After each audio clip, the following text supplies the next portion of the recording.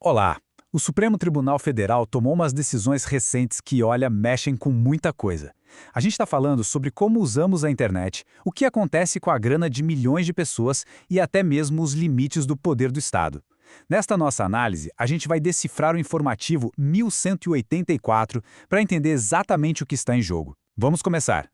Pois é, cada julgamento do STF não é só uma questão jurídica, sabe? É como uma peça que vai mudando o nosso dia a dia e definindo o futuro. Desde como as grandes empresas de tecnologia são responsabilizadas, até questões que afetam o bolso de muita gente, tudo isso ajuda a definir os rumos do país. Para ficar mais fácil de entender, a gente separou as decisões em três grandes temas. Primeiro, vamos falar dos nossos direitos nessa era digital. Depois, a gente entra no impacto do Estado no bolso da população. E, por fim, a gente olha para aquele equilíbrio delicado entre poder e cidadania. Bom, nossa primeira parada é num campo que, hoje em dia, é super dinâmico no direito. Essa mistura de tecnologia, liberdade e proteção. Vamos ver como o STF está tentando colocar um pouco de ordem nessas águas que às vezes são bem turbulentas. A grande pergunta que o tribunal encarou nos temas 987 e 533 foi essa aí. Onde é que acaba a liberdade de expressão e onde começa a responsabilidade das gigantes de tecnologia pelo conteúdo que circula nas redes delas? Uma pergunta difícil, hein? E a resposta do STF? Olha, é uma verdadeira virada de chave. A diferença é gritante. Antes, o Marco Civil da Internet dizia que as plataformas só eram responsáveis depois de uma ordem judicial. Ponto. Agora, a história é outra. O STF disse que, em casos graves, uma simples notificação já pode gerar responsabilidade. Ou seja, a omissão, daqui para frente, pode custar bem caro.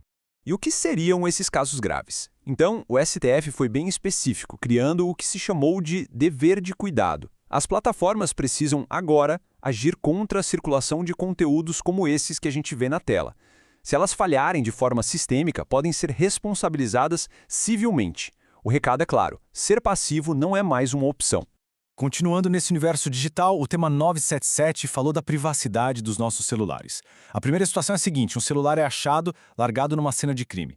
Nesse caso específico, a polícia pode sim acessar os dados sem precisar de ordem judicial, mas com um objetivo bem claro: descobrir quem é o dono ou quem cometeu o crime. Ah, mas a situação muda da água para o vinho se o celular for apreendido direto com a pessoa. Aí a proteção à privacidade é máxima. Para ter acesso aos dados, só de dois jeitos: ou com o consentimento claro da pessoa, ou então com uma ordem judicial bem fundamentada. É uma linha bem clara para proteger nossas garantias fundamentais. Agora, saindo um pouco do mundo digital, vamos para um assunto que mexe com todo mundo: o bolso.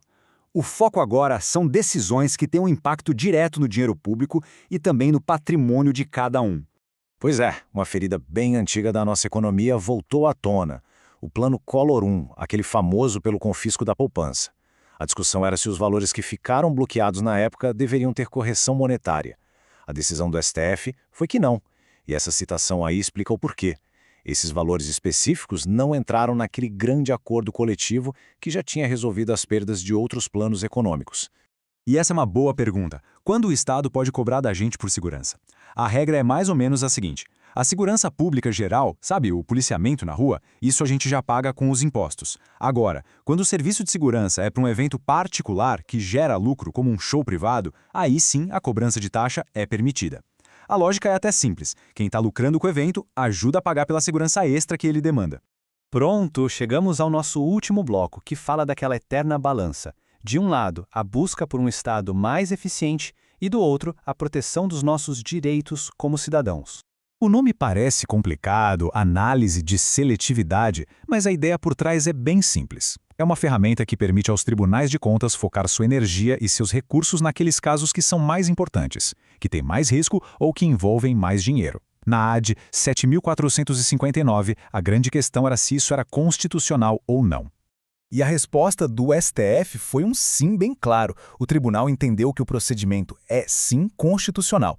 É uma forma de usar o dinheiro público com mais inteligência, focando no que realmente importa. Não quer dizer deixar de fiscalizar, mas sim fiscalizar melhor. Para fechar, uma decisão que gerou bastante debate sobre o marco legal das garantias. Essa nova lei permite que um credor, no caso de uma dívida, possa fazer a busca e apreensão de um bem, tipo um carro, por exemplo, sem precisar ir primeiro a um juiz. O STF bateu o martelo e disse que a medida é constitucional, pensando em dar mais agilidade na recuperação de crédito. Mas, e esse mais é fundamental, impôs limites bem rígidos. A apreensão pode até acontecer sem ordem judicial, só que não é um cheque em branco. Todos esses direitos que estão aí na tela, como a inviolabilidade do domicílio, por exemplo, precisam ser respeitados. A eficiência não pode passar por cima da dignidade. Então, tá. Depois de passar por todas essas decisões, algumas bem complexas, qual é a mensagem geral que o STF está passando com esse informativo 1184? O que a gente vê é um tribunal agindo em várias frentes para tentar adaptar o direito a um mundo que muda o tempo todo. Fica claro um esforço para criar regras para o universo digital, para botar um ponto final em brigas econômicas do passado e principalmente para achar aquele ponto de equilíbrio entre um Estado que precisa ser ágil e o cidadão que precisa ter seus direitos protegidos. Isso tudo nos deixa com uma reflexão final, né? A sociedade evolui, a tecnologia não para e as leis precisam acompanhar esse ritmo. Mas até onde a interpretação da Constituição pode ir para conseguir responder a todos esses novos desafios? Essa é a grande pergunta que fica no ar, ecoando muito além nos corredores do tribunal.